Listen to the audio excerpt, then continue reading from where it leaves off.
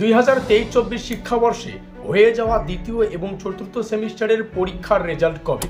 তার আগে তোমাদের সুবিধার্থে জানিয়ে রাখি, গতকাল অর্থাৎ 21শে ডিসেম্বর ইউনিভার্সিটি থেকে যে রেজাল্ট প্রকাশিত হয়েছে সেটা কিন্তু সিবিসিএস সিস্টেমের দ্বিতীয় সেমিস্টারের।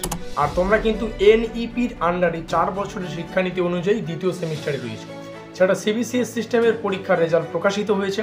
আর তোমরা অনেকেই মনে করেছো যে এটা এনইপির আন্ডারে দ্বিতীয় সেমিস্টারের রেজাল্ট প্রকাশিত হয়েছে। যাই হোক, এই বিষয়টা কিন্তু ভিডিওটির শুরুতেই তোমাদের সামনে উপস্থাপন করলাম বা ক্লিয়ার করে দিলাম।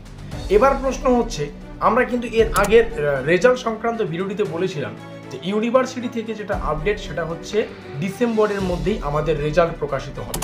কারণ রেজাল্ট প্রকাশিত না হওয়া পর্যন্ত, মানে রেজাল্ট প্রকাশিত না হলে আমরা কিন্তু আমাদের স্কলারশিপের কাজকর্মগুলো করতে পারছি না।